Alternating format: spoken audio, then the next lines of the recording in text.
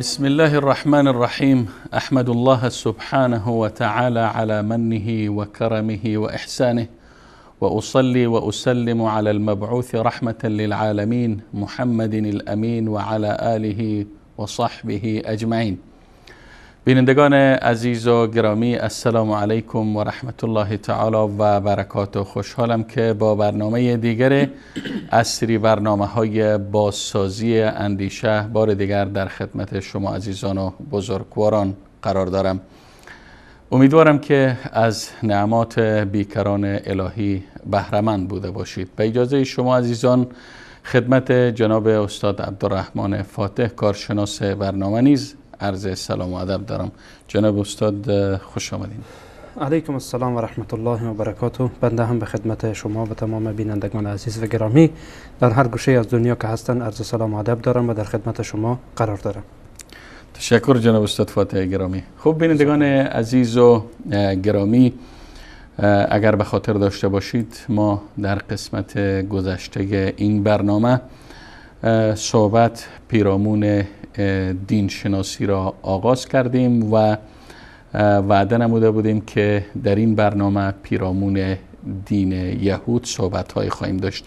البته در برنامه گذشته ما واژه دین را به تعریف گرفتیم و همچنین به تاریخ و تقسیمات دین اشاره شد و همچنین اشاراتی که قرآن کریم در رابطه با واژه دین داشت و اینکه چرا انسان به دین روی می آورد و ما چرا وارد این بحث می شویم. صحبت های مفصل را جناب استاد عبدالرحمن فاتح در قسمت گذشته این برنامه خدمتتان ارائه داشتند و در این برنامه می پردازیم به تعریف یهود و تاریخ یهود و اگر در صورتی که وقت بود و بحثمان طولانی نشد انشاءالله به مصادر دین یهود نیز خواهیم پرداخت. جناب استاد عبدالرحمن فاتح، ابتدا میخوام که یک تعریف مختصر داشته باشین از کلمه و واژه یهود، که آیا این واژه عربی است یا غیر عربی و چه معنی را افاده میکنه؟ اولا در مورد لفظ یهود که از نظر لغوی وقتی خواسته باشیم با آن بپردازیم، برخی از کسانی که در این باره زبانشناس ها میگن که یهود کلمه‌ای هست که از زبان عربی گرفته شده یا زبان عربی است، یعنی لغت عربی هست و میگن که این کلمه از هودا گرفته شده. هودا یعنی رجوع و توبه و در قرآن کریم هم داریم، یعنی اشاره به این میکنه که زمان اینها گوساله پرست شدن، همان گوساله سامری را پرستیدن و بعد توبه کردن و رجوع کردن که مفصل در قرآن کریم موجوده و همچنین در کتاب مقدس هم در تورات هم اشاره به این موضوع شده، به موضوع گوساله پرستی اینها و داستانش به تفصیل در قرآن کریم بیان شده. به هر صورت که در قرآن کریم گفته انا هدنا الیک، ما رجوع میکنیم دوباره یا الله به سوی تو، و این حقیقتا دلالت بر این میکنه که میگن کلمه یهود از همین جا گرفته شده و برخی دیگه میگن نه، یهود کلمه هست که ارتباط میگیره به یهوذا. یهوذا فرزند چهارم حضرت یعقوب علیه السلام هست میگن که این نسبتی است به سوی فرزند یعقوب علیه السلام یهوذا، که برخی از مورخین میگن که فرزند چهارم حضرت یعقوب علیه السلام بوده و برخی دیگه میگن نه، این یهود حقیقتا اشاره است به دولت یهوذا که در فلسطین بعد از زمان سلیمان علیه السلام برپا میشه و در کتاب مقدس هم به این موضوع اشاره شده، به خصوص در سفر عزرا که به این نکته اشاره میکنه که عزرا هم یکی از کاهنان بگین یا یکی از رهبران به هر صورت دینی اینها بود که بعدا ما به آن خواهیم پرداخت ان شاء الله وقتی که در تاریخ تورات خواسته باشیم صحبت بکنیم. بله. پیرامون سفر عزرا و همچنین آنچه که این عزرا چیکار کرد و چیکار نکرد خیلی برای ما مهمه، به همین واسطه بسیار به این نکته اشاره میکنیم ان شاء الله. و همچنین در این سفر عزرا به این نکته اشاره شده که یهود حقیقتا به دولت یهوذا اشاره شده، دولتی که بعد از عهد سلیمان علیه السلام به وجود میاد، اشاره میکنه در سفر عزرا به این موضوع و در قرآن کریم هم آمده و در احادیث پیامبر صلی الله علیه و سلم هم لفظ یهود آمده. ولی آنچه که محققین میگن بیشتر آنچه که نزدیک هست به حق و آنچه که صواب هست و صحیح تر هست همینه که اینها یهود نسبتی است به دولت یهوذا که بعد از عهد سلیمان علیه السلام به وجود آمده، بلکه کلمه عربی نیست و ارتباطی هم به یهوذا فرزند یعقوب علیه السلام نداره، بلکه ارتباط میگیره به همان دولت یهوذا که بعد از عهد یا زمان سلیمان علیه السلام برپا میشه و که ان شاء الله ما به طور وقتی خواسته باشیم در بحث تاریخ یهود داخل بشیم اینها را به طور تفصیل به آن میپردازیم. به هر صورت این معنای کلی یهود هست که یهود به چی معناست و در اصطلاح یهود یعنی دینی است که نسبت داده میشه به موسی علیه السلام یا دینی است که گمان میکنن پیروان موسی علیه السلام هستند. این یعنی میتونه تعریف کوتاه و تعریف موجزی، البته به زعم خود یهودها که گویا پیروان موسی هستند در حالی که در حقیقت چنین نیستن. اگر بله به همین مردم یهود گفته میشه و در قرآن کریم هم جالبه که این را بیننده های عزیز بفهمن. وقتی که الله سبحانه و تعالی در قرآن کریم میایه یهود را نقل میکنه بیشتر با صیغه ذم و با صیغه بد از اینها بیان میکنه، یعنی هر جایی که نام یهود آمده الله سبحانه و تعالی اینها را ذم کرده، اینها را بدگویی کرده، مثلا از بدی های اینها نقل کرده و قالت الیهود و النصارى نحن ابناء الله و احباؤه. این بسیار زیاده روی یهود بود که در باب الله سبحانه و تعالی گستاخی میکردند. و یا اینکه وقالت الیهود ید الله مغلوله غلت ایدیهم لعنوا بما قالوا بل یداء مبسوطتان الی آخر آیاتی که در این مورد آمده. الله سبحانه و تعالی حقیقتا وقتی لفظ یهود را نقل کرده با صیغه های یعنی با جملات ذم و با جملات بد اینها را یاد آوری کرده. به هر صورت در قرآن کریم هم به اینها یهود اطلاق شده، به اینها یهود اطلاق شده. که گفتین مقترن بوده، همراه بوده با ذم و با نکوهش.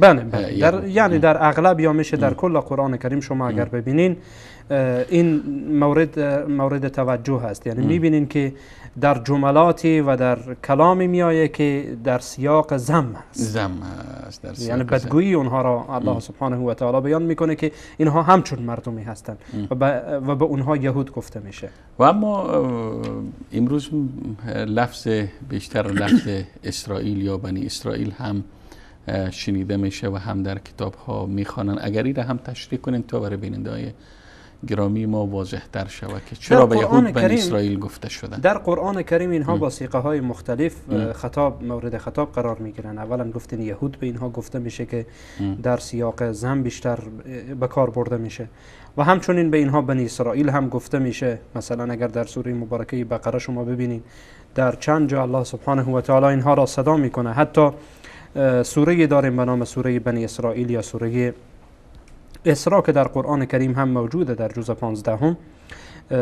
به هر صورت بنی اسرائیل یعنی فرزندان اسرائیل و فرزندان اسرائیل. اسرائیل نامی است از نامهای یعقوب علیه السلام.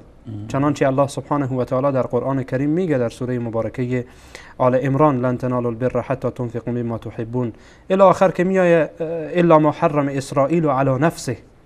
منظور از اسرائیل در اینجا یعقوب علیه السلامه و اسرائیل حقیقتا به معنای عبدالله است. یعنی اگه به زبان فارسی به زبان عربی خواسته باشیم ترجمه بکنیم اسرائیل یعنی عبدالله، یعنی بنده خدا.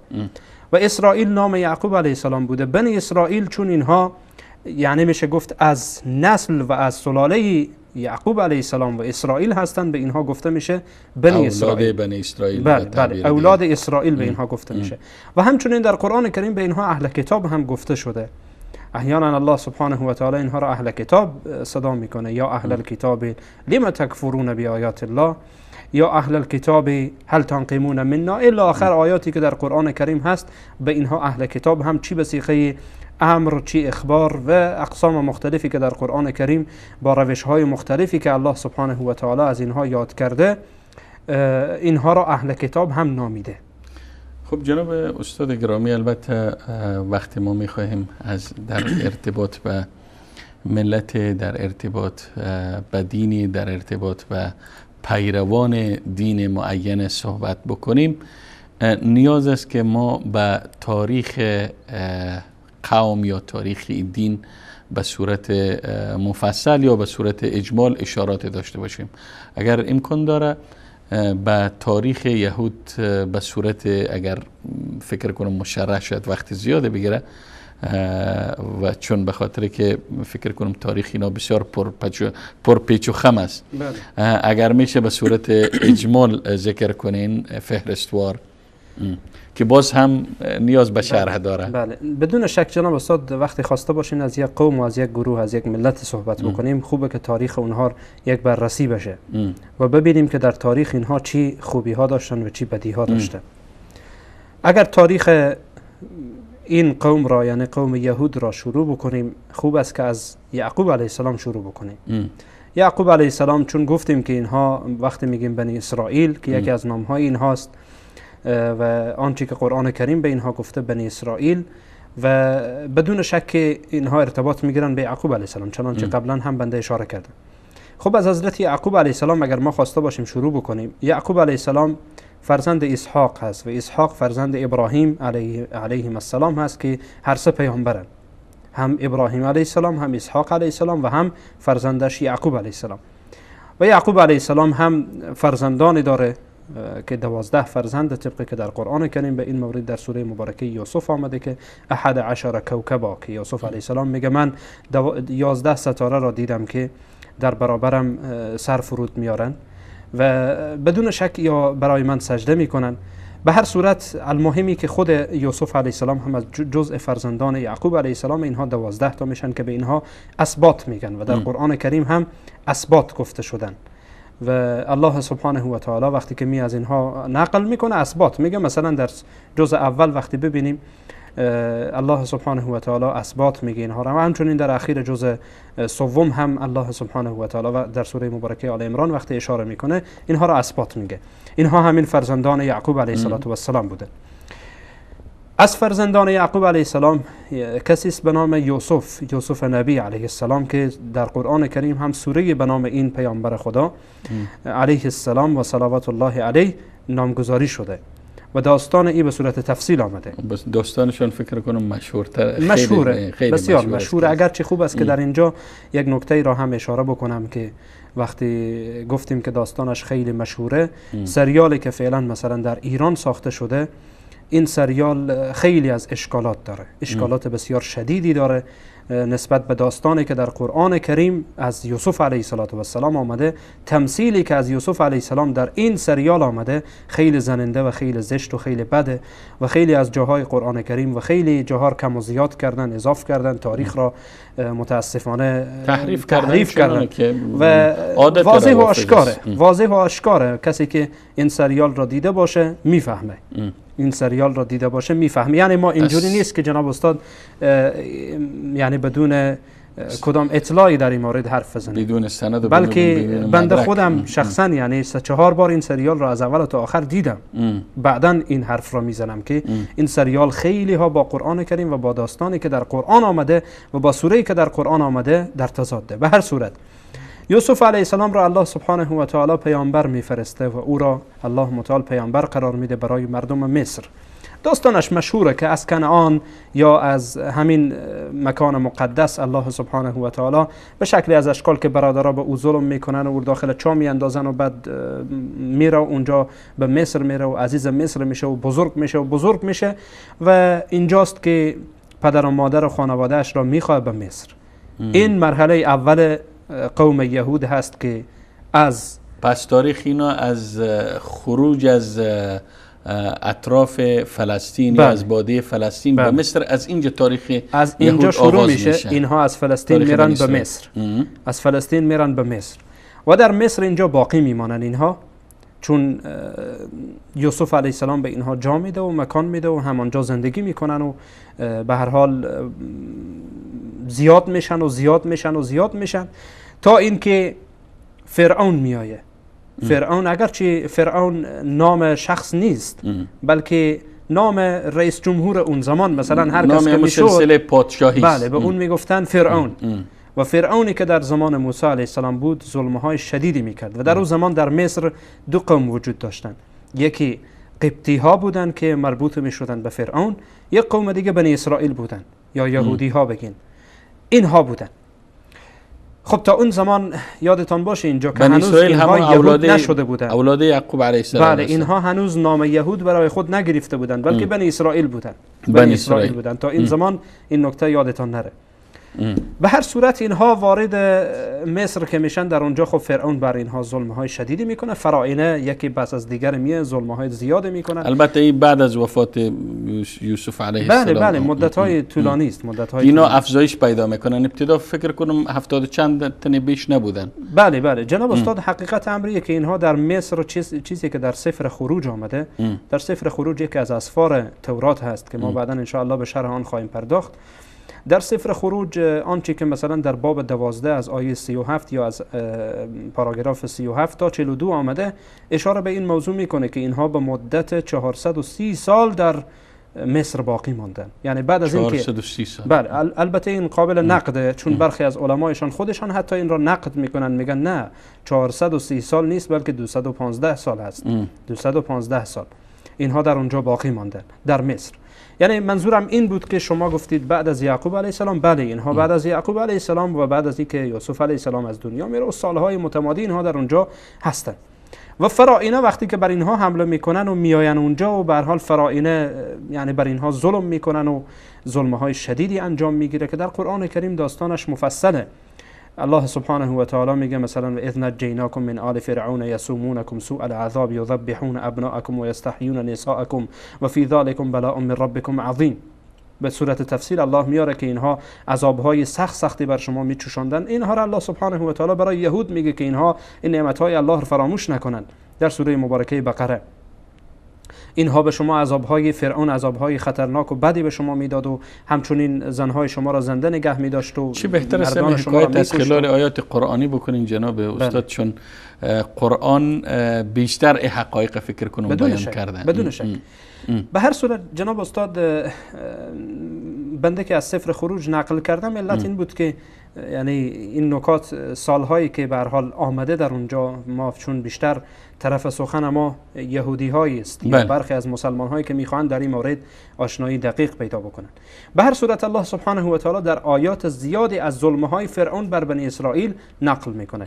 اینجاست که الله سبحانه و تعالی داستان موسی علیه السلام رو میاره که موسی علیه السلام از قوم بنی اسرائیل هست و متولد میشه و بعضی از کاهنان برای فرعون میگن که قرار است یک طفل به دنیا بیایه که حکومت تو رو از بین میبره و اینو آن میشه. بعد شروع میکنه به کشتن اطفال و بعد مادر موسی علیه السلام وقتی موسی متولد میشه، موسی علیه السلام رو داخل یک کالسکه میکنه، حالا به هر حال یا داخل یک صندوقچه میکنه، به آب رو رها میکنه و میایه داخل خانه فرعون میایه و بعد داخل خانه فرعون بزرگ میشه. بعدن اتفاق میفته که با یکی از قبطی ها یعنی خطأ میکشه با یک مشت میزنه و این میموره و بعد موسی علیه السلام تحت تعقیب فرعون قرار میگیره و به مدین فرار میکنه و اونجا میره و چند وقت در اونجا هست و پس با خانمش بازگشت میکنه و با طور سینا اونجا میایه و اینها داستان است که در قرآن کریم آمده. حتی در کتاب مقدس هم یعنی میشه گفت گریخته آمده هست.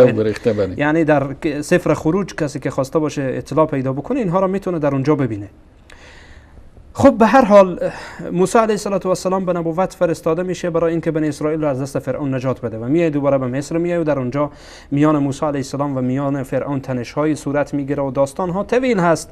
عزیزان میتونن حتی در قرآن کریم در سوره مبارکه اعراف برن به صورت تفصیل ببینن آنچه مناظراتی که میان موسی علیه السلام و میان فرعون اتفاق میفته و که الله سبحانه و تعالی چگونه برخورد میکنه با اینها و معجزاتی که از حضرت موسی هست. 9 معجزه یا 9 آیه‌ای که الله سبحانه و تعالی در سوره مبارکه اعراف ان شاء الله اشتباه نکنم در سوره مبارکه اعراف از جزء 9 که الله متعال به آن اشاره میکنه که این 9 آیه 9 آیاتی که آمده در قرآن کریم میآیه و به هر حال هیچ تفاوتی نمیکنه. موسی علیه السلام میاد برای فرعون میگه بنی اسرائیل را بدی که اینها باید الله بپرستن نه تو را، اینها را رها کن، ولی فرعون قبول نمیکنه و به هر حال در میان اینها تنش‌های به وجود میاد و بعد ساحره ها میاره و داستان‌هاش در قرآن کریم طویل هست.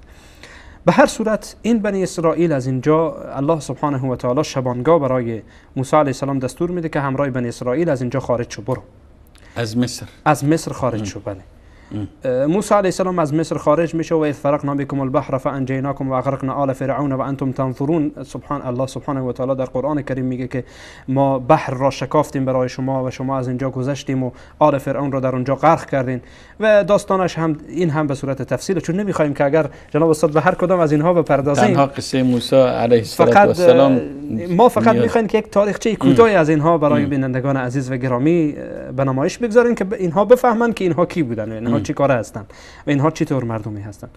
خب به هر صورت اینها از مصر خارج میشن و الله سبحانه و تعالی این قوم را تباه میکنه و بدبخت این قوم فرعون همه غرق میشن و خود فرعون هم غرق میشه و کشته میشن همه و اینها به برخی از غنایمی حتی دست میابند طلاهای الله سبحانه و تعالی. قوم موسی علیه السلام بنی اسرائیل اینها به بعضی از غنایم دست میابند و از این قبیل چیزها. اینها جالب جناب استاد بعد از این که از دست فرعون نجات میابند خیلی واقعا جالبه برخی از کارهایی که اینها انجام میدن که در قرآن کریم با آن اشاره شده و حتی در کتاب مقدس هم با آن اشاره شده. یکی موضوع اینه که از وقتی که اینها از جای میگذرن که الله سبحانه و تعالی در قرآن کریم میگه و جاوزنا ببنی اسرائیل البحر فأتوا على قوم يعكفون على أصنام لهم قالوا یا موسی اجعل لنا إلها كما لهم آلهة. عجیب. بله از جای میگذرن میبینن که یک مردم بت میپرستن، برای موسی میگن ای موسی برای ما یک خدای بتی بساز که ما هم رو بپرستیم. به جایی که بعد از اینکه نجات یافتن، بعد از اینکه دیدن که الله تعالی چگونه اینا را از دست طاغوت، از دست فرعون، از چنگ فرعون رهایی بخشید، رجوع کنن به الله تعالی، اینها بله طالب بت میشن. بله جالب بر اینه که الله سبحانه و تعالی وقتی در قرآن کریم یعنی در برخی از موارد که از این قوم بیان میکنه و داستانهایی که نسبت به اینها گذشته یا به پدران اینهایی که در زمان رسول الله علیه السلام بودن الله سبحانه و تعالی نعمت‌ها داده، چی میگه؟ لعلکم تشکرون، تا اینکه شما شکرگزار بشین. این نعمت‌ها را الله به شما داده، شکرگزار بشین. ولی شما به جایی که شکرگزاری نعمت الله را بکنین که از دست فرعون الله شما را نجات داده، همه شما نوکرهای فرعون بودین، او را میپرستیدین، شما برای قبطی‌ها کار میکردین و اونها رهبر و بزرگ شما بودن. به جای اینکه الله متعال شما را از دست اونها نجات داد، غنایمی از فرعون به دست شما رسید، شما را از دریا گذراند، خیلی از نعمت‌های الله به شما داد. جالب بر اینه که جناب استاد اینها آمدن چیکار کردن؟ برای موسی علیه السلام میگن یه خدای برای ما بساز که ما رو عبادت بکنیم. خب موسی علیه السلام هم جواب میده برای اونها، میگه که حضرت موسی میگه انکم قوم تجهلون، شما واقعا مردم بسیار جاهلی هستید، جهالت میکنید. این چی حرفیه که شما از من درخواست میکنید که من برای شما بتی بسازم و شما آن رو عبادت بکنید؟ این در سوره مبارکه اعراف آیه 138 الله سبحانه و تعالی به این مورد اشاره میکنه. و همچنین نکته دیگری که بعد از این نجات دادن اتفاق میفته موضوع عبادت گوساله هست. بعد از این که موسی علیه السلام به کوی تور میره، همچنان که الله به او وعده میده که در 40 شبانه روزی که الله سبحانه و تعالی در قرآن کریم میگه که اول 30 شبانه روز بود و بعدا 40 میشه، 40 لیله الله سبحانه و تعالی در قرآن میگه. خب جالبه که وقتی حضرت موسی علیه السلام میره و هارون برادر حضرت موسی علیه السلام هنوز هست در میان قوم، قایم مقام موسی میشه. بله سامری اینجا میآیه. سامری به هر حال در اونجا. سامری چه کسی است؟ سامری یک فردی که حقیقتا خودش را متعلق میدانست به دین حضرت موسی علیه السلام و از اقوام، یعنی از قوم بنی اسرائیل بود، یعنی شخص خارجی نبود، از قوم بنی اسرائیل بود که داستانش هم اگرچه در قرآن کریم به طور مفصلی بگیم به طور اجمالی آمده که این زیر پای اسب همان رسول را میبینه و بعداً یعنی جبرائیل را از زیر پای او خاک برمیداره و بعداً میایه از همان طلاهایی که از فرعون باقی مانده بوده یک گوساله میسازه، یا اگرچه در کتاب مقدس به شکل دیگری آمده، ولی به هر حال میای بوتی میسازه و بعدا این بوت یا این گوساله به صدا در میایه. اگرچه میگن که یک حیله بازی میکنه سامری، حقیقتا او صدا بیرون نمیکنه، یک حیله میسازه که باد از این طرف میزنه از دهان او به شکل صدای بیرون میشه. اینها فکر میکنن که این گوساله به هر حال صدا در آمده. به هر صورت به هر قسمی که هست شیطان برای اینها این کار مزین میکنه و شروع میکنن به عبادت این. موسی علیه السلام رفته که تورات بگیره، اینها اینجا شروع میکنن به عبادت کردن گوساله و در سفر خروج هم آمده به این مورد اشاره شده، در قرآن کریم هم که به صورت تفصیل گفتیم اشاره شده، در سفر خروج در باب 32 به این نکته اشاره شده و آمده که اینها گوساله پرستی کردن. به تفصیل در باب 32 در این مورد بحث شده. به هر صورت موسی علیه السلام میآیه و این مردم را میبینه و با برادرش کمی پرخاشگری میکنه که تو چرا جلو اینها را نگرفتی؟ میگه تو میدانی که من نمیتونستم که جلو اینها را بگیرم، شاید ترسیدم از اینکه نفاق در میان اینها بیفته، تفرقه در میان اینها بیفته، چون یک امتی بودن، اینها یک مردمی بودن که به هر چیزی بهانه‌گیری میکردن و خلاصه یک راهی پیدا بکنن و داستان‌های اینها موجوده دیگه. داستان حیله‌ای که در روز شنبه میکردن در قرآن کریم به این مورد اشاره شده، اصحاب السبت که الله سبحانه و تعالی در قرآن کریم میگه. الله به اینها میگفت که شما در روز شنبه شکار نکنید. اینا میگفتن خیلی خوب، در روز شنبه ما شکار نمیکنیم. بعد اتفاقا در روز شنبه بیشترین ماهی ها همه می آمدن روی دریا. اینها آرام نگرفتن. چیکار بکنین؟ ما خود نمیشه که ماهی ها رو ببینیم و در حالی که خدا منع شکار نکنین. الله منع کرده اینها. اینا اجازه ندارن که در روز شنبه شکار بکنن. بنابراین گرفتن یک کانال کوچکی از کنار دریا کشیدن و یک حفره بزرگی گرفتن، آن را حفر کردن. بعد این روز شنبه که بود این را باز میکردن، همه ماهی ها میرفتن داخل اون، داخل این حفره میرفتن. اونجا روز یک شنبه باز همون ماهی ها رو میگرفتن، یعنی حیله میکردن، با دین الله بازی میکردن و الله سبحانه و تعالی آنها را جزا داد، همچنان که در قرآن کریم هم اشاره شده به آن در سوره مبارکه بقره و در برخی دیگه از سوره ها به صورت تفصیل الله متعال سبحانه و تعالی به آنها پرداخته.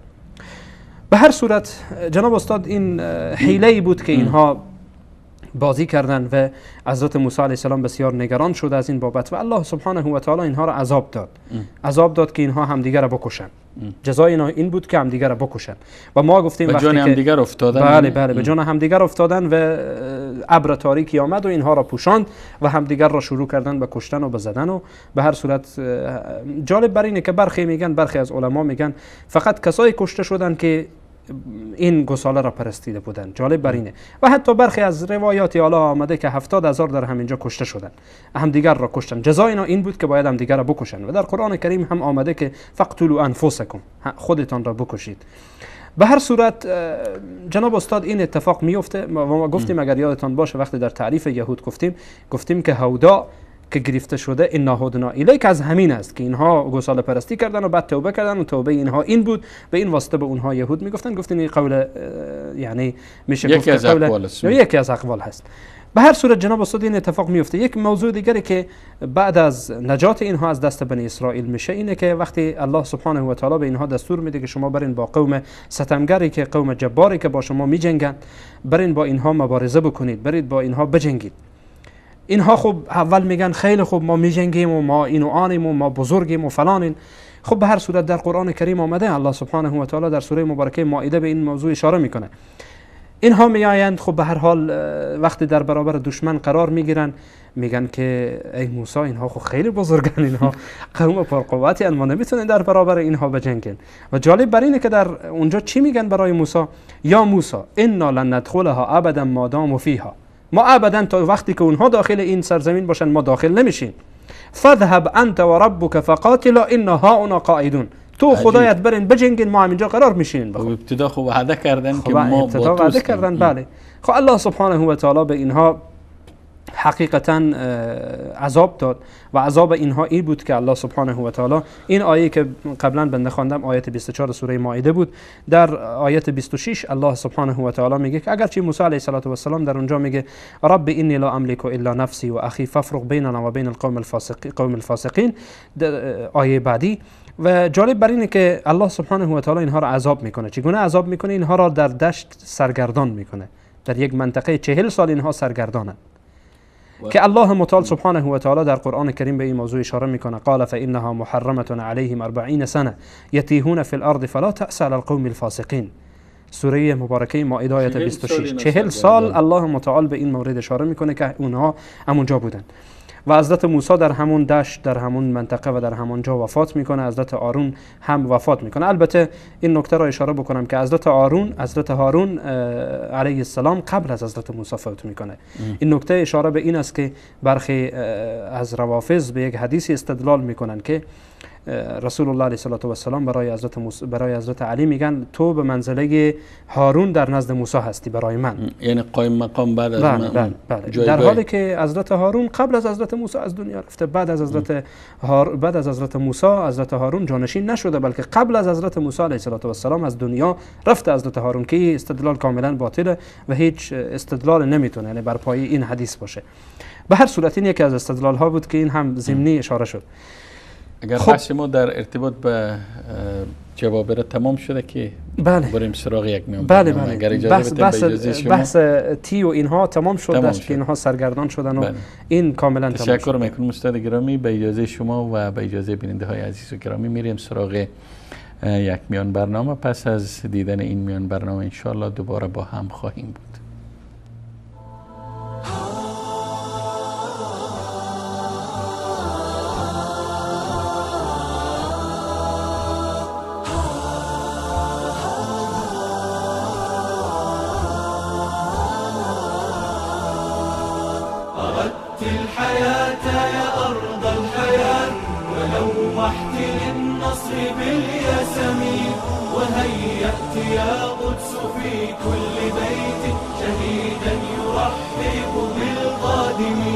حبيبة موسى وعيسى المسيح ومسرى ختام الهداة الأمين، مباركة أنت عبر الزمان يا قدس النبيين والمرسلين، يا قدس النبيين والمرسلين.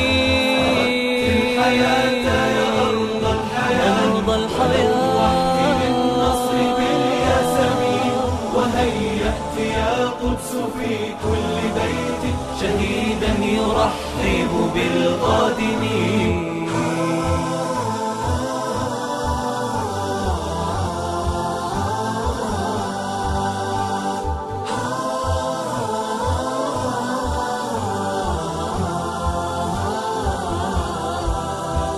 لنا العهدة العمرية فيك رعينا بها الناس دنيا ودين، فما مر في الدهر قوم عليك أبر وأوفى من المسلمين، أبر وأوفى من المسلمين. الحياة يا أرض الحياة ولوحت للنصر بالياسمين، وهيأت يا قدس في كل بيت شهيدا يرحب بالقادمين.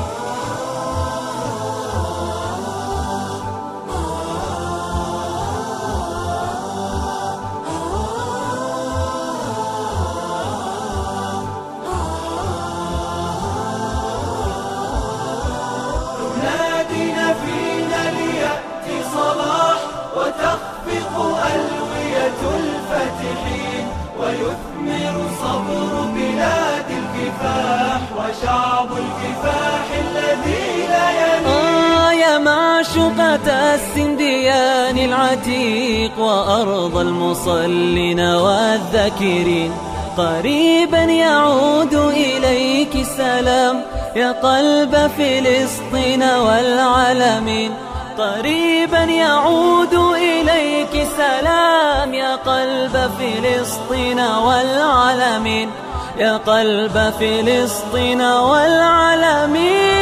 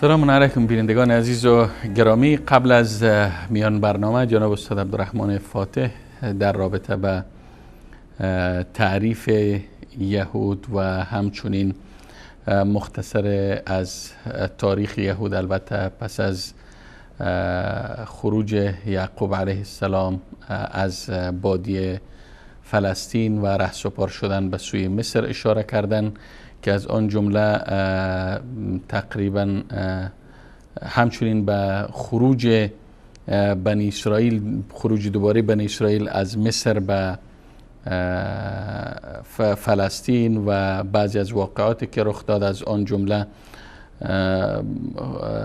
بنی اسرائیل از موسی علیه السلام خواهان بت شدن برای پرستش و همچنین مسئله گوساله پرستی و بعد از آن جنگ به جبابره اشاره کردن و تا هنوز هم فکر کنم که جناب استاد عبدالرحمن فاتح تاریخ یهود ادامه داره، یا تاریخ بنی اسرائیل به تعبیر دیگه بگیم. و خب بعد از اینکه جنگ با جبابره قوم موسی علیه السلام عقب نشینی کردن و شما گفتین که اینا 40 سال سرگردان بودن و در این مدت فکر کنم گفتین موسی علیه السلام و هارون علیه السلام هر دو وفات کردن. بعد از این چه رخ داد؟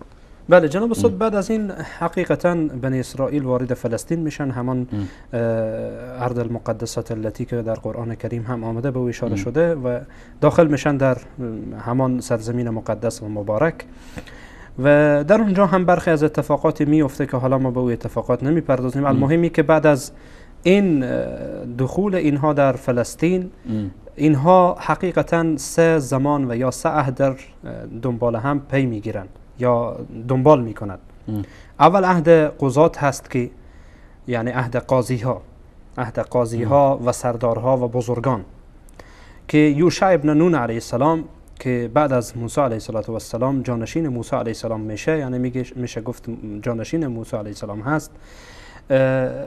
به هر حال توسط یوشع از هر قومی، از هر سبتی از اسباط یک فردی به عنوان قاضی و حکم و به عنوان بزرگ انتخاب میشه و این حقیقتا نزدیک به 400 سال به همین قسم ادامه داره. عهد قضات میگن اینجا. یک مرحله تاریخی، یک مرحله تاریخی از مراحل است که یهودی ها بعد از دخولشان به فلسطین، یعنی بعد از اون موضوع تیه، وقتی داخل فلسطین میشن این اتفاق میفته. خب در این زمان میشه گفت که یهودی ها یا بنی اسرائیل تقریبا میشه گفت جایگاه خوبی داشتن، یعنی خوب بودن، بد نبودن.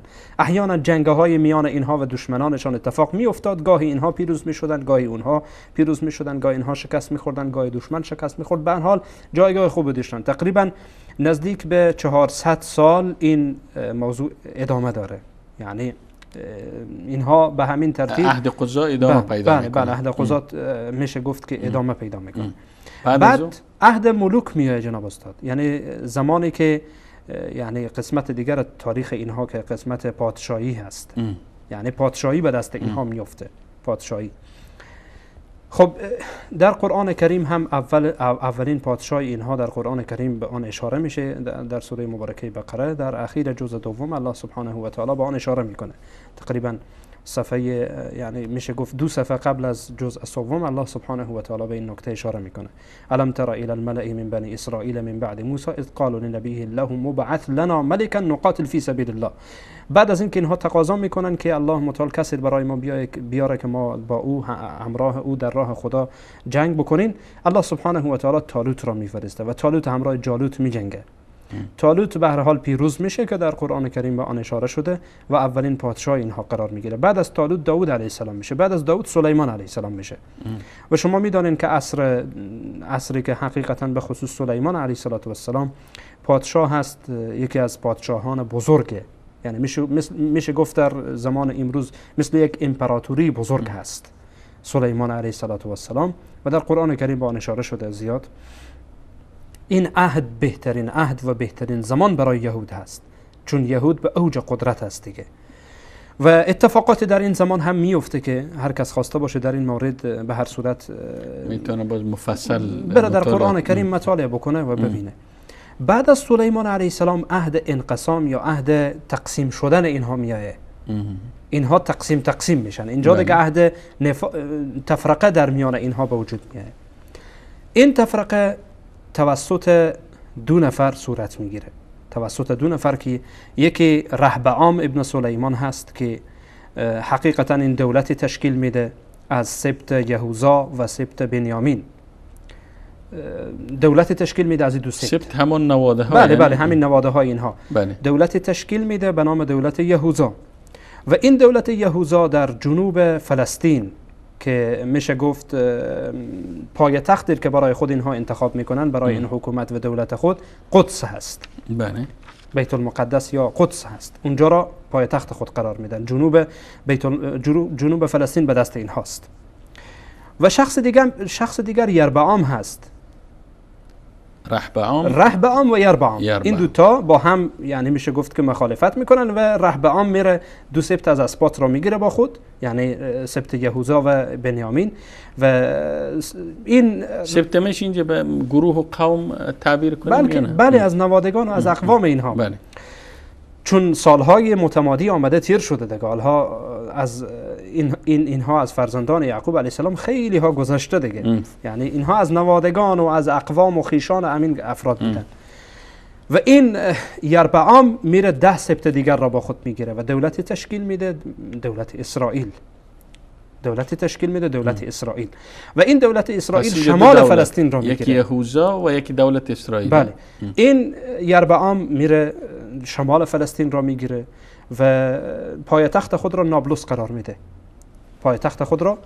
قرار میده.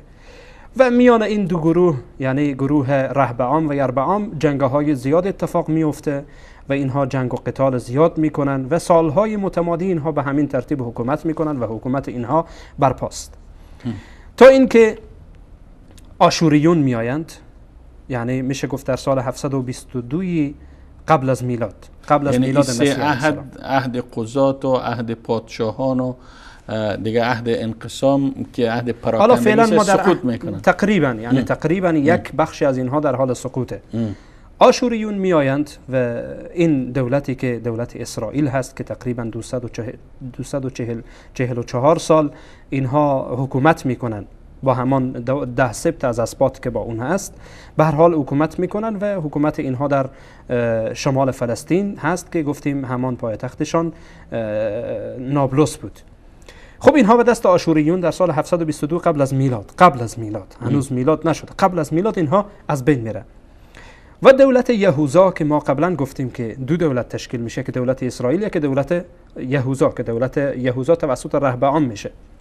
این دولت 362 سال تقریبا حکومت میکنه و این حکومت توسط فراعنه مصر در سال 603 از بین میره. 603 قبل از میلاد بله. یعنی 603 سال قبل از میلاد، یعنی بعد از بین رفتن دولت اسرائیل اینها سقوط میکنن و از بین میرن. به هر صورت بعد دولت کلدانی ها میآیند و اینها باز فراعنه بیرون میکنن. بعد از چندین وقت فراعنه بیرون میکنن و بعد از این دولت کلدانی ها میشه گفت که یکی از حکام و یکی از پادشاهان فارسی میایه کوروش که امروز در ایران به او کوروش کبیر میگن. میایه و دولت بابل شکست میده. بعد یهودی ها دوباره به قدس برمیگردانه و تقریبا دولت فارس هم که توسط کوروش اینها به هر حال دوباره پس جایگاه پیدا میکنه. البته یادتان باشه که در بحث کوروش وقتی ما مطرح میکنیم تقریبا از سالهای 500 قبل از میلاد، یعنی 500 و اند قبل از میلاد تا سال 332 این دولت وجود داره و به یهودی ها حکم روایی میکنه.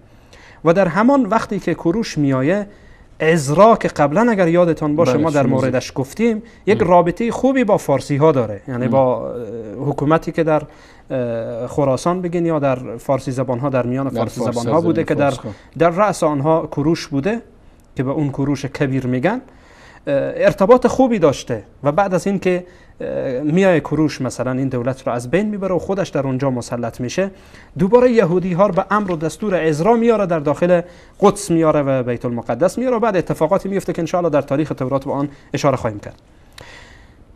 به هر حال تا سال 332 به همین ترتیب این روال ادامه داره دولت فارسی ها قبل از میلاد، البته 332 سال قبل از میلاد. بعد اسکندر مقدونی میاد جناب استاد و این دولت فارس رو از بین میبره.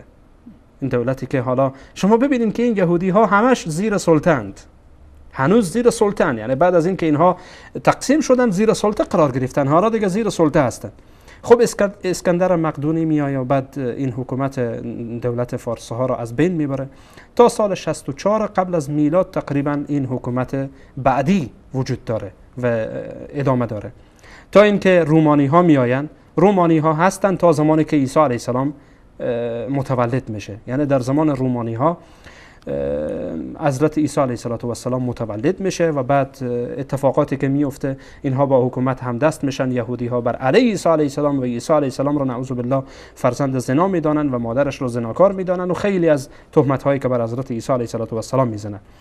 ولی بدبختی دیگر اینها و مشکلات بیشتر اینها بعد از حضرت عیسی علیه السلام شروع میشه. بعد از اینکه عیسی علیه السلام بله یعنی بنی اسرائیل منظورم هست و نام یهود را هم که اینها قبلا گرفته بودند دیگه بعد از زمان حضرت سلیمان علیه السلام که ما با آن اشاره کردیم. به هر صورت اینها یهودی ها حالا دیگه بعد از زمان حضرت عیسی علیه السلام این دولت بر اینها سخت میگیره، به خاطر که اینها شروع میکنن به شورش بر علیه این حکومت، بر علیه این دولت و بر علیه این حکومت رومانی ها. به هر صورت این اتفاق میفته که بسیار رومانی ها بر اینها ظلم میکنن، جنایت میکنن، اینها را میکشن. به هر حال هر نوع ظلمی که از دست اینها میه بر این مردم یهود انجام میدن.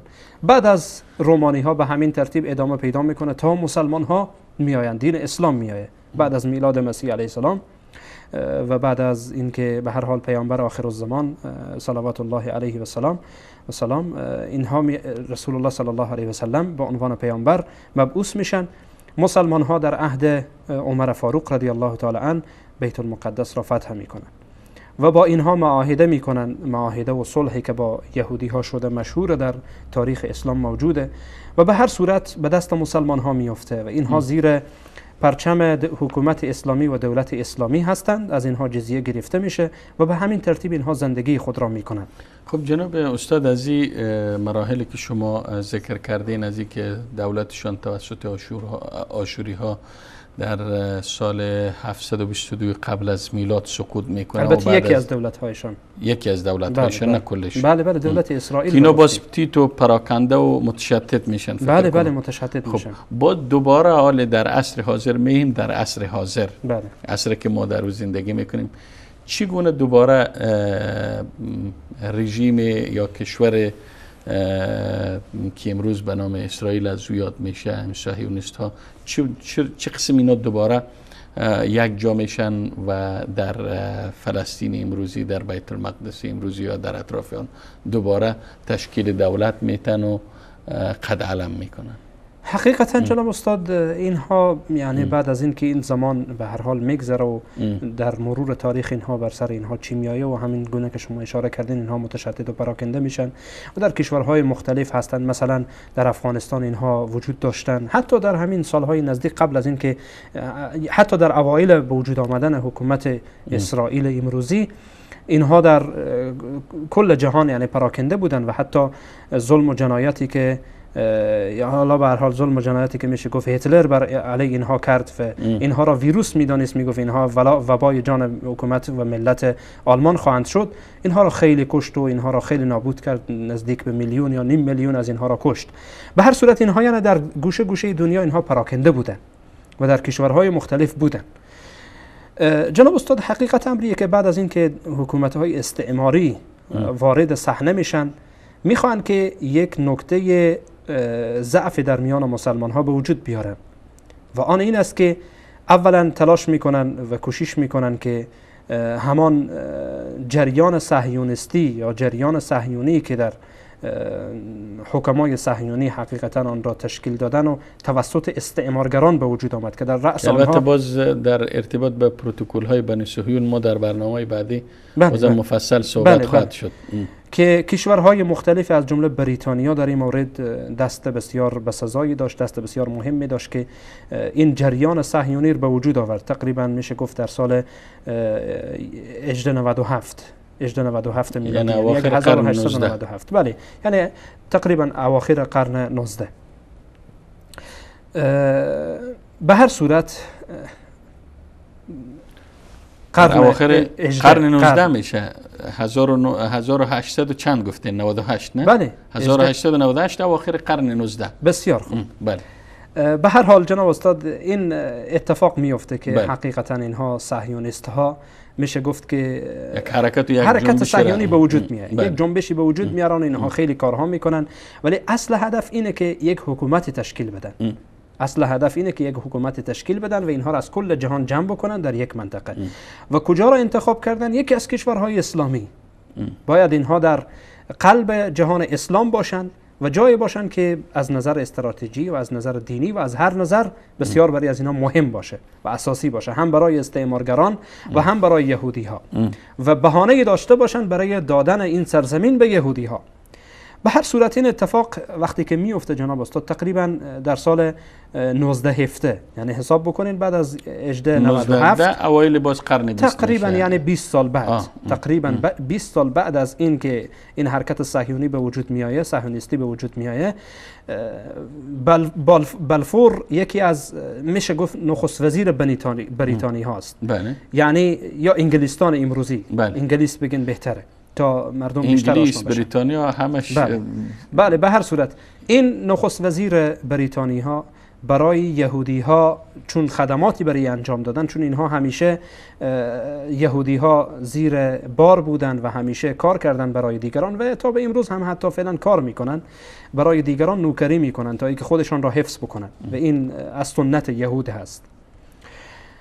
به هر صورت این نخست وزیر بریتانیا برای اینها وعده میده که ما به شما سرزمین فلسطین رو دوباره باز میگردانم و برای شما در اونجا حکومت تشکیل میدم. در فلسطین برای شما حکومت تشکیل میدم. بریتانیا در این مورد جناب استاد انگلستان زیاد تلاش میکنه که این حکومت رو برای از اینها بده. خب به هر صورت این وعده هست. وقتی که وعده را میده، بعد از این وعده تلاش هم میکنه برای این وعده خود، یعنی اینکه یهودی ها را از سرزمین های مختلف به بهانه اینکه شما برین اونجا کار میکنن و به هر حال اینها مهاجرند و فلانن و این و آن از طریق دریا و خشکه و از هر طریق اینها را وارد فلسطین میکنه. اونجا میرن برای خودشان شهرک میگیرن، شهرکه های به هر حال یهودی نشین. امروز به نام امروز هم هست. حتی این شهرکه ها زیاد میشه گسترش میابه و تا این که جناب استاد کشورهای اسلامی متوجه میشن که اینجا بریتانیا، چون اون زمان کشورهای اسلامی و غیر اسلامی حتی برخی از کشورهای غیر اسلامی هم تحت استعمار بریتانیا هستن، انگلستان. یعنی تقریبا در اواخر سقوط بگم دولت عثمانی هاست یا اوایل تشکل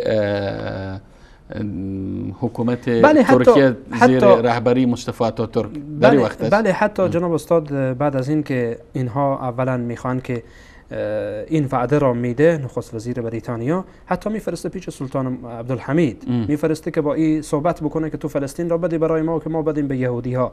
خب به هر حال به او پیشنهادهای میکنن و قبول نمیکنه. یهودی ها حتی میرن از او درخواست میکنن و قبول نمیکنه. در تاریخ وجود داره.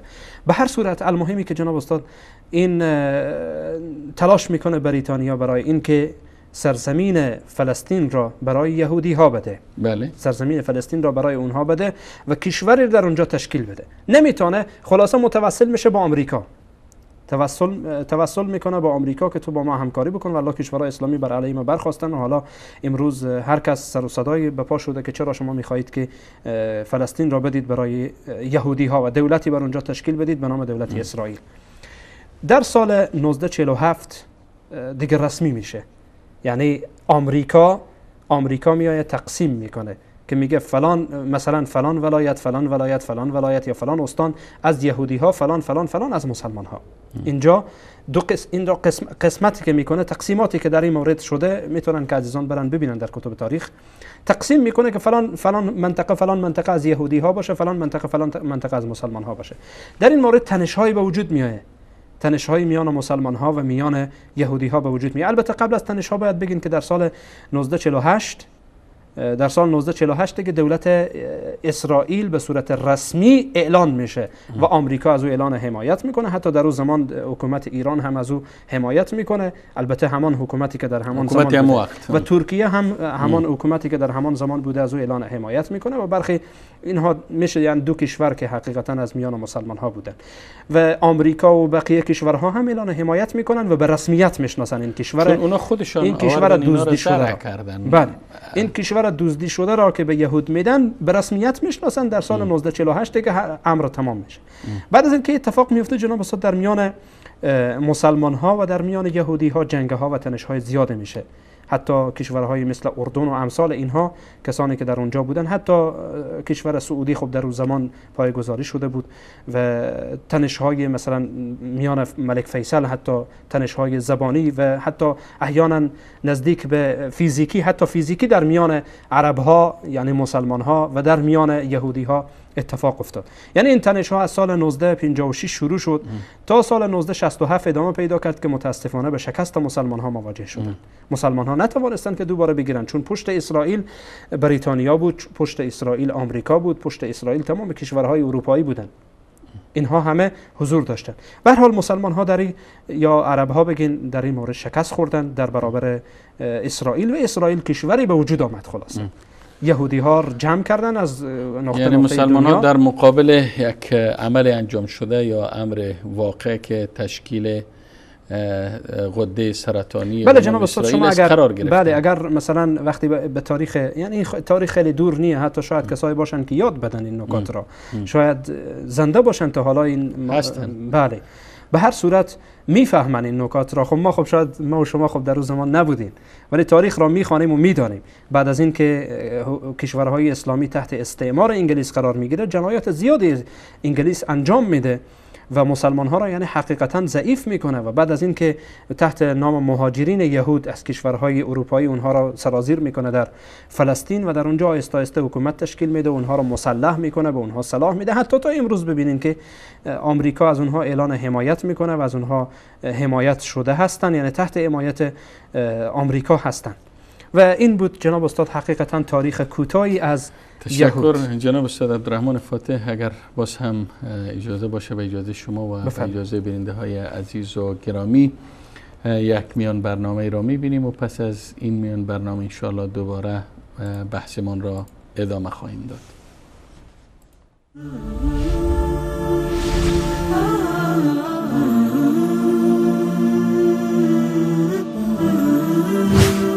سلامی بر عمر فاروق، سلامی بر عمر فاروق. تو حق را به جایش چه زیبا نشاندی ای فاروق، جوار پیمبر و صدیق ماندی ای فاروق. تو حق را به جایش چه زیبا نشاندی فاروق جوار پیامبر و صدیق ماندی ای فاروق تو فاروق اعظم و یار نبی المصطفى سلامی بر عمر فاروق سلامی بر عمر فاروق تو حق را به جایش زیبا نشاندی ای فاروق جوار پیامبر و صدیق ماندی ای فاروق تو فاروق اعظم و یار نبی المصطفى سلامی بر عمر فاروق سلامی بر عمر فاروق شجاعت تو هست زبان زد و زیبا ای فاروق عدالت تو هم به وسعت دریا ای فاروق تو داماد شیر خدا مرتضایی ای فاروق سلامی بر عمر فاروق سلامی بر عمر فاروق شجاعت تو از زبان زد و زیبا ای فاروق عدالت تو هم به وسعت دریا ای فاروق تو داماد شیر خدا مرتضایی ای فاروق سلامی بر عمر فاروق سلامی بر عمر فاروق کلام تو با وحی بود و موافق ای فاروق برای خلافت تو بودی لایق ای فاروق چه زیبا زیستی وقت خلافت ای فاروق سلامی بر عمر فاروق سلامی بر عمر فاروق تو حق را به جایش چه زیبا نشاندی ای فاروق جوار پیامبر و صدیق ماندی ای فاروق تو فاروق اعظم و یار نبی المصطفى سلامی بر عمر فاروق سلامی بر عمر فاروق ز نام تو لرزان بنیان کفار ای فاروق ز فضل تو ایران و روم است دیندار ای فاروق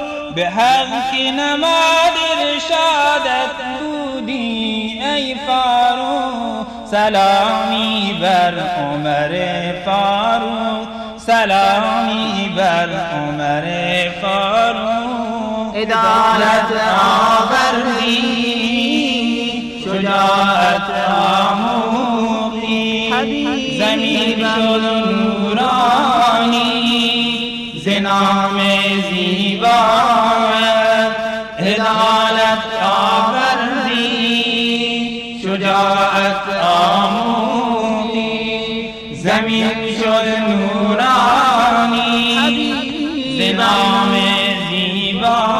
زیبایت خدایا به نامت شجاعی بیاور چون فاروق ز تکبیر و نامت بگردان دلاور چون فاروق کنون زاهدان شد منور ز نامت ای فاروق درود و سلامی ز جمع همه باد بر فاروق سلامی بر عمر فاروق سلامی بر عمر فاروق تو حق را به جای زیبا نشاندی ای فاروق جوار پیامبر و صدیق ماندی ای فاروق تو حق را به جای زیبا نشاندی ای فاروق جوار پیامبر و صدیق ماندی ای فاروق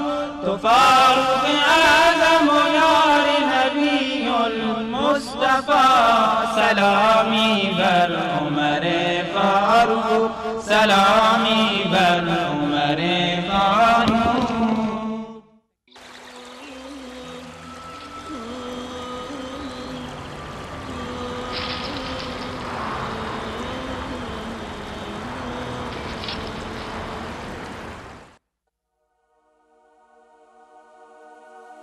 خب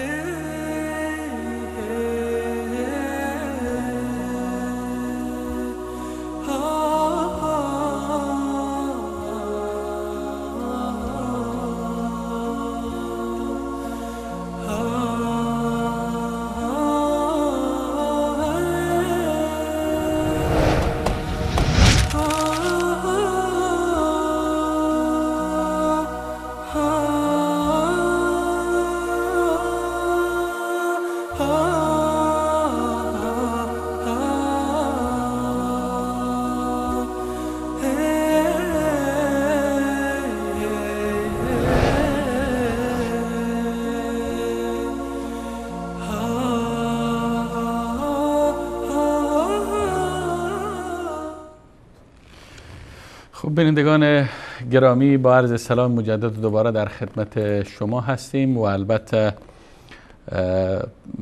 تقریبا بیش از 25 دقیقه دیگری که از وقت برنامه باقی مانده، 20 دقیقه وقت شما عزیزان است و شما عزیزان میتونین از همه لحظه به بعد که تلفن های برنامه را همکاران عزیز در اتاق کنترل زیرنویس خواهند کرد و برنامه تماس بگیرین و صحبت هایی که در ارتباط به موضوع برنامه دارید را مطرح کنید. منتظر شما هستیم.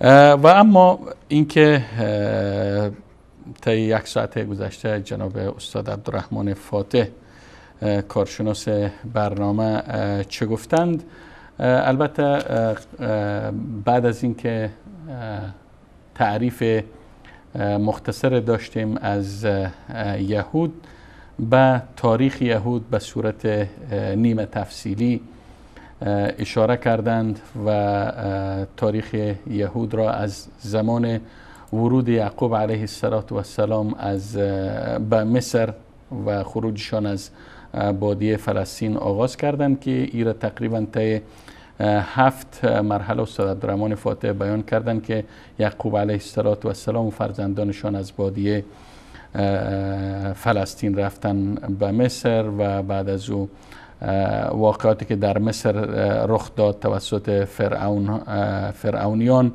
و خارج شدن از مصر و بعد از خروجشان از مصر 3 واقعه مهم رخ داد. واقعه طلب بنی اسرائیل از موسی که بت برایشان بسازند و همچنین پرستش گوساله و جنگ با جبابره و همچنین ورود دوباره بنی اسرائیل به سرزمین فلسطین و اینکه مورخین این مرحله را، این عهد را یا این تاریخ را به 3 مرحله تقسیم بندی کردن: مرحله قضات و مرحله ملوک و مرحله انقسام یا پراکندگی و بعدش جناب استاد به سقوط دولت اسرائیل توسط آشوری ها در سال 722 قبل از میلاد اشاره کردن و فروپاشی و پراکندگی فرقه های مختلف یهود و تجمع آنها در عصر حاضر به این نقاط اشاره کردند.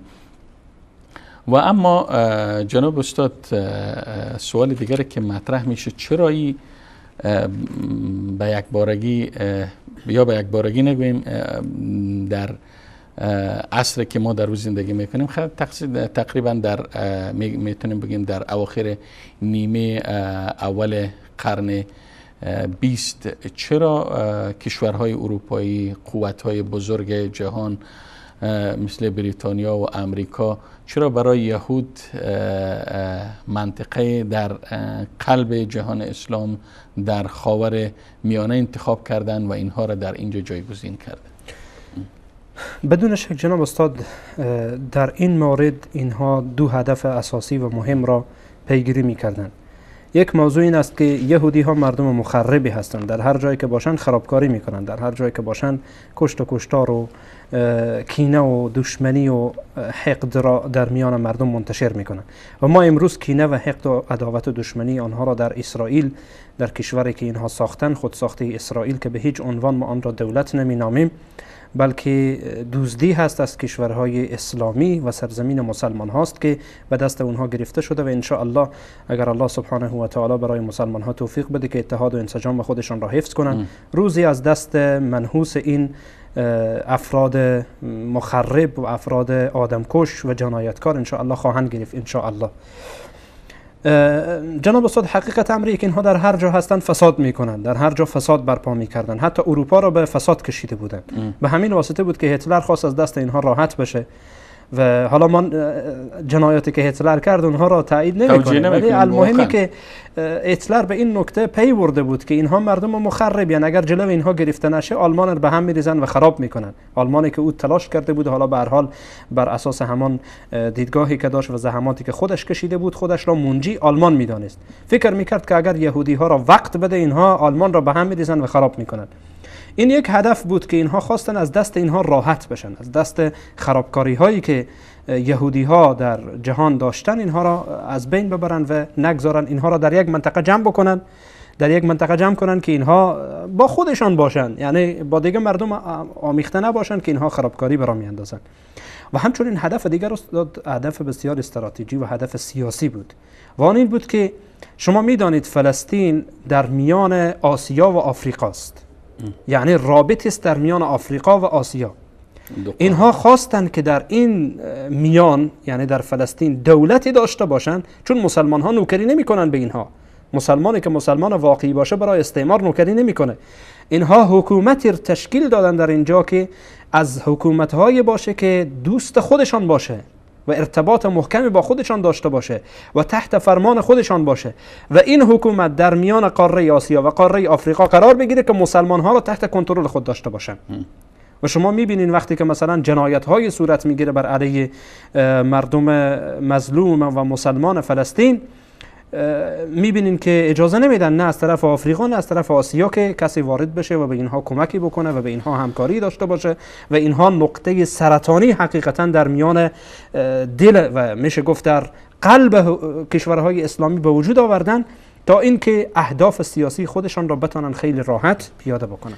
پس دو هدف گفتین، دو هدف داشتن. اینها اساسی ترینه، شاید اهداف دیگری هم باشه ولی اساسی ترین فکر می‌کنم رهایی یافتن و نجات و خلاص یافتن از شر اینها، از ضرر اینها که قوم مضر هستند و همچنین کاشتن و بذر لانه جاسوسی، لانه‌ای که بتانن از طریق او بر کشورهای اسلامی نفوذ داشته باشن و هر وقت که دلشان خواست اتحاد و همبستگی و همدلی امت اسلامی را مختل بکنن، چنانه که امروز میکنن و نه تنها از طریق اسرائیل که بلکه از طریق دستهای دیگرشان که امروز میبینیم رژیم آخوندی ایران گرچه در ظاهر مخالف آمریکاست، مخالف انگلیس است، لکن در عمل وقتی ما میبینیم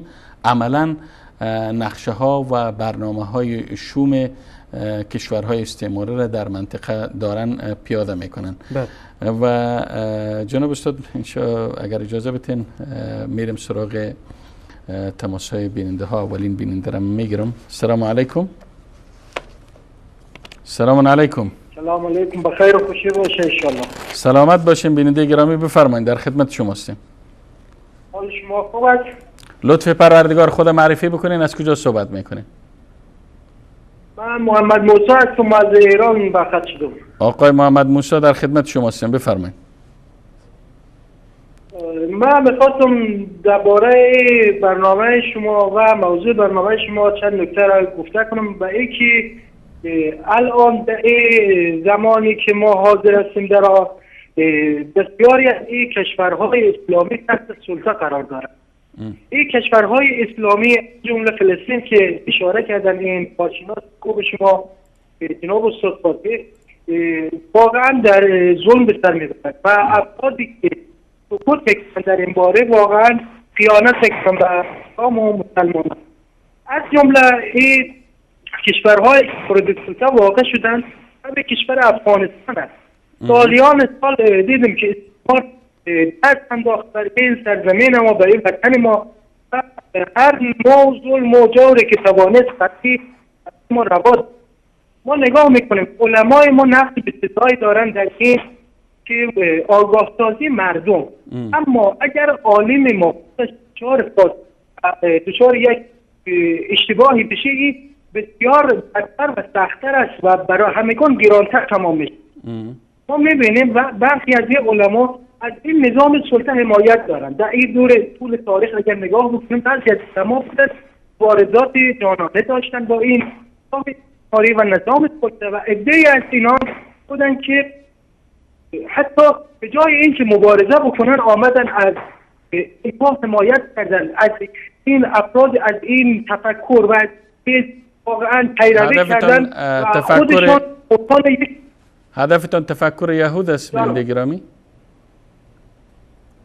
تفکر یهود میتواند یکی از اینها باشد، اما متاسفانه مشاهده میکنیم که بعضی از این علما بیننده گرامی اگر ما خواسته باشیم به صورت باز صحبت بکنیم شاید صحبت زیاد باشه. اگر میشه فقط در چارچوب برنامه صحبت بکنین در ارتباط به یهود و تعریف یهود، اگر در ارتباط به تاریخ یهود و تشکیل دولت اسرائیل اگر صحبت داریم بفرمایید.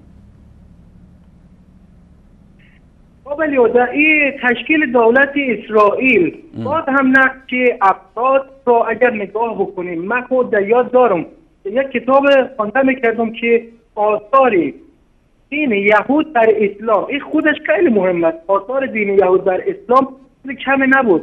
این دین یهود چه تأثیراتی در اسلام گذاشت و این حرف من دقیقا به همینجا ختم شد که علمایی که ما داریم باید بسیار علمشان بالا باشد و استفاده کنن از علمشان، در همه جا نگذارند این دین یهود در تفکرات آنها، در تصمیمات آنها، در موضع‌گیری های آنها نفوذ پیدا بکنند و آنها تکرار بکنند.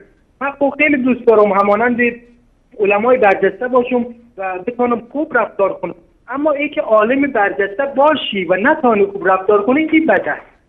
تشکر بیننده واقعا زشت است. مثل مولانا خداداد صالح، مولانا فقیه قاضی نظیر احمد، اینها افراد چهره هستند اما نباید از نظام دیگران پیروی بکنن. اینها جای تأمل دارد، اینها جای بحث دارد. من خود دیگه نمیخوام بیشتر. تشکر آقای محمد موسی. تشکر بیننده گرامی از شما. تشکر میکنم. سلامت باشین. میریم سراغ بیننده بعدی. السلام علیکم، بفرمایید. سلام علیکم. و علیکم السلام و رحمت الله و برکاته. زنده باش. احمد هستم از سیستان. برنامه شرکت. آقای احمد بفرمایید، در خدمت شما هستم. خواهش میکنم. بنده یک دوست داشتم به برنامه مثلا و اون هم خوب میاد. صدایتان هست اما قطع وصل میشه بیننده گرامی. اجازه بدید جامو عوض کنم. الان خوب؟ شما بفرمایید صحبت کنین. زنده باش. یکی از چیزایی که خیلی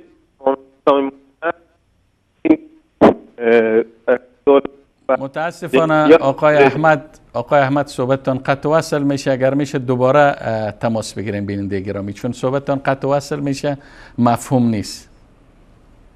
الان تماس میگیرم خدمتتون دوباره. تشکر میکنم از شما بیننده گرامی. میریم سراغ بیننده بعدی ما.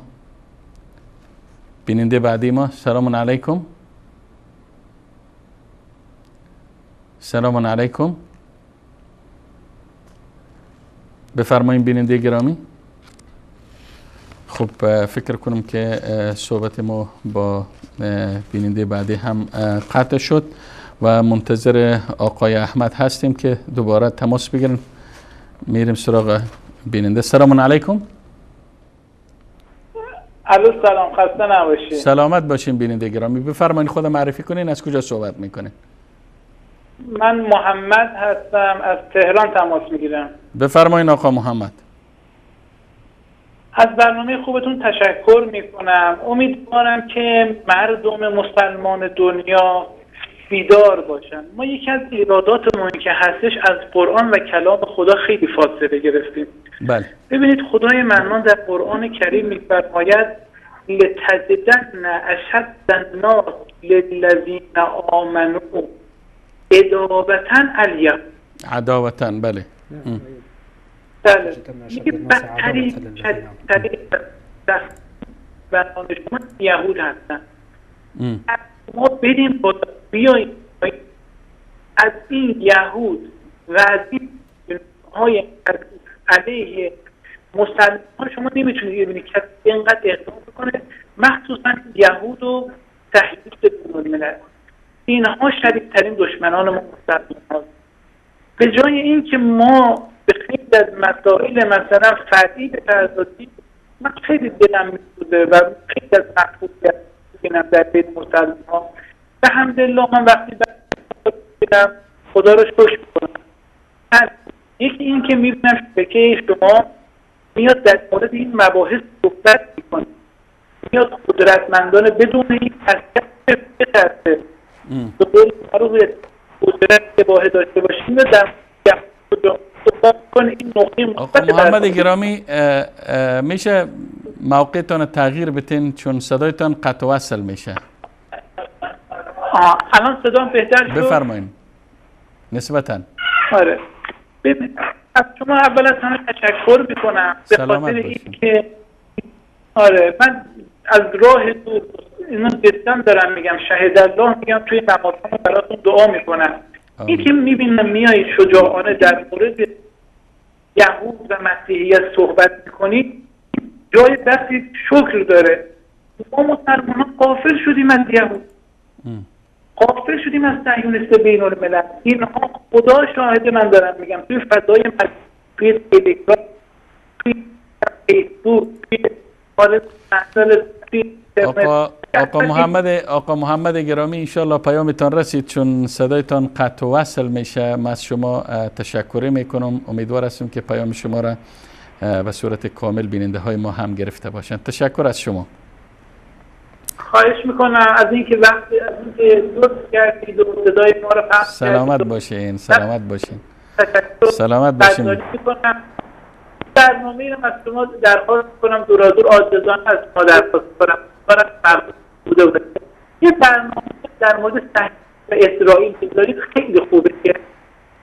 خب بیننده گرامی، حالا چون بحث ما پیرامون بحث دینشناسی است و میپردازیم به معرفی انشاءالله در برنامه آینده منتظر ما باشین که به شرح تورات و مصادر دین یهودیت که تورات است و الحاقیه های او و پروتکل های بنی صهیون و اینها انشاءالله به صورت مفصل صحبت میشه و در برنامه آینده انشاءالله به بحث مسیحیت هم به صورت گسترده تر خواهیم پرداخت. منتظر باشین. تشکر از شما بیننده گرامی.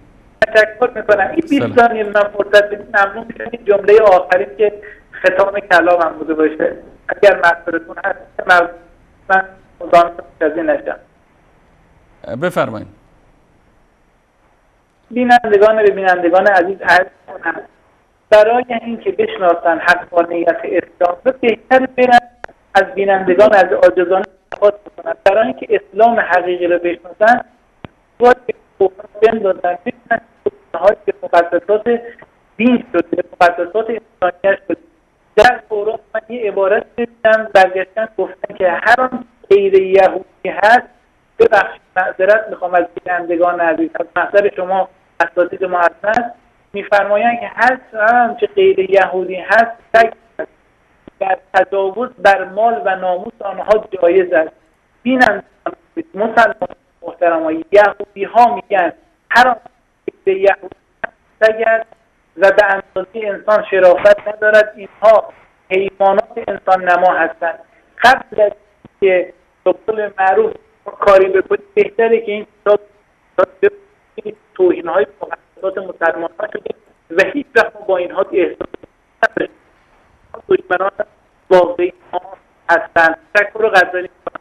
سلامت باشین بیننده گرامی. آقا محمد صدایتان گرچه خیلی قطع وصل می شد اما با این هم متشکر هستم. میرم سراغ بیننده بعدی. سلام علیکم.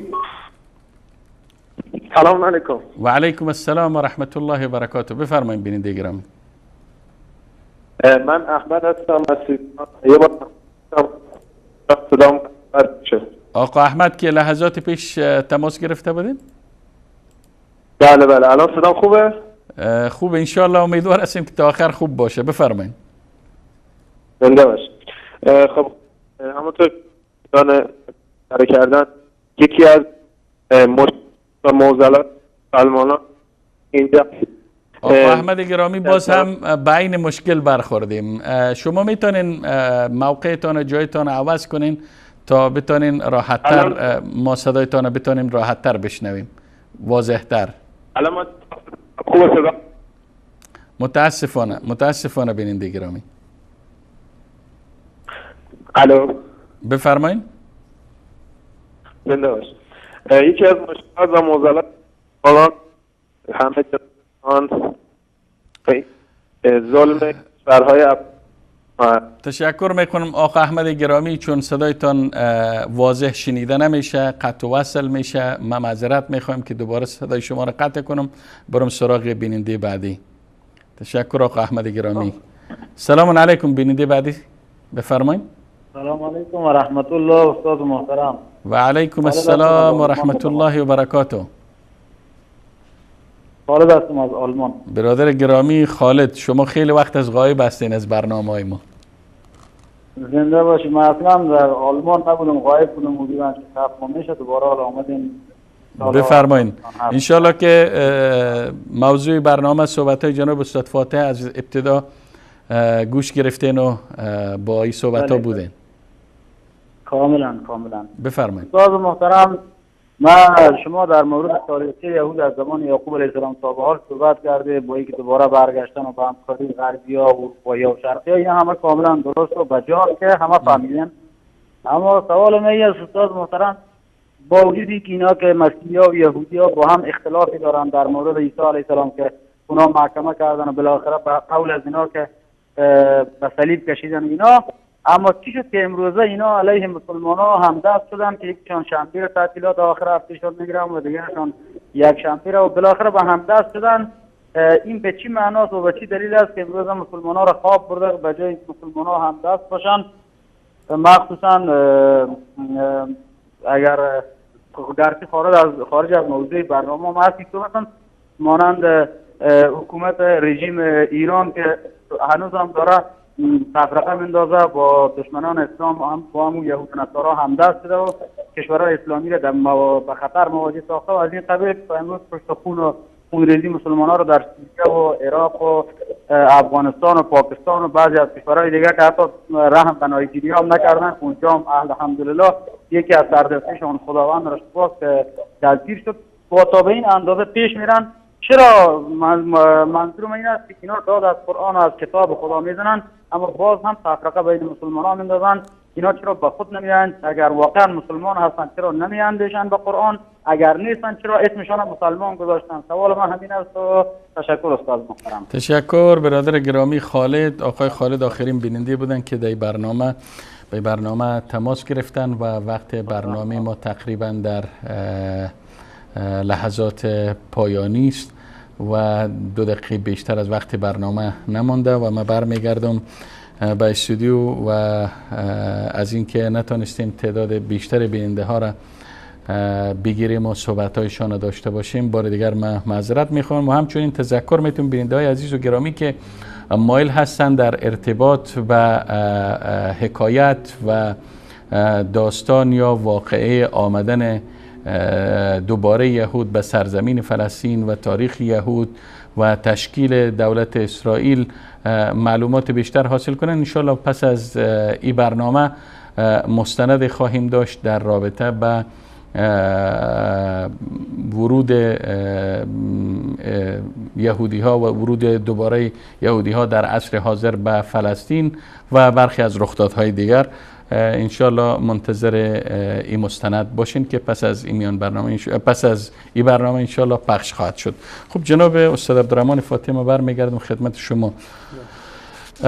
واقعا آقای احمد که از تهران صحبت کردن به نقطه جالب اشاره کردن که ما وقتی اگر به قرآن مراجعه کنیم، وقتی از قرآن فاصله نگیریم، ما میتونیم نسبت به این ادیان معلومات کافی داشته باشیم و خود ما را از شرشان نجات بدیم. و آقای خالد از آلمان گفتن که چی شد که یهود و نصارا امروز دست به دست هم دادن و علیه مسلمان ها و جهان اسلام دست به دسیسه میزنن و در مقابل مسلمان ها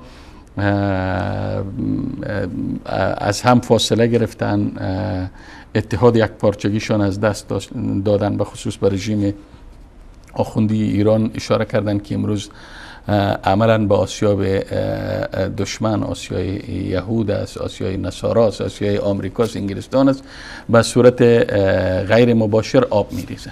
جناب استاد، حدیثی از رسول الله صلی الله علیه و سلم دارین که رسول الله علیه و سلم میفرمایند کفر ملت واحده، اینها بر یک منهج و بر یک روشن.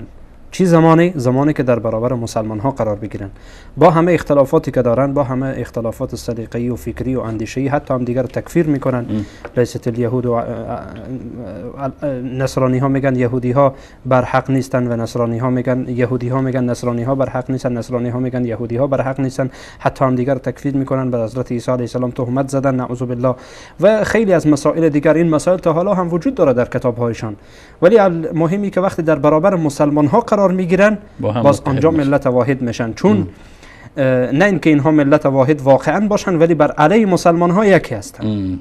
این در حدیث رسول الله علیه السلام موجود و واضح. تشکر جناب استاد فاتح. البته من اشاره کردم که آقای احمد صحبت کردن، لکن فکر کنم آقای محمد بودن از تهران، چون صحبت های آقای احمد قطع شد و به نقاط مهم اشاره کردن. و یکی از موضوعاتی که اشاره کردن که غیر یهودی ها سگ میدانن، این حقیقتیه که متاسفانه در کتاب مقدس موجوده. حتی مثلا در انجیل متی هم حتی موجوده. انجیل متی باب 15 آیت 20 تقریبا 25 یا 26 شبیه همین وقتی که زن از عیسی علیه السلام تقاضا میکنه که برای ما کمک کن، عیسی علیه السلام برای میگه که درست نیست که نان را از دست فرزندان گرفته پیش سگها انداخت. یعنی چون او غیر یهودی بود، همچون حرف به هر حال به حضرت عیسی علیه السلام نسبت میدن. به هر صورت متاسفانه شبیه این مسائل خیلی چیزهای دیگری وجود داره. خب و اینکه یهود عقیده و منهجشان را از چه منابع و چه مصادر میگیرند، انشالله منابع و مصادر یهود که البته تورات و الحاقیه های آن و همچنین تلمود و پروتکل های بنی صهیون و همچنین تاریخ تورات خواهد بود، موضوعی است که انشالله در برنامه بعدی پیرامون آن بحث خواهیم کرد. تا آن دم لحظه همه شما عزیزان و سروران را به پناه الله یکتای بی همتا می سپارم و السلام علیکم و رحمت الله تعالی و برکاته.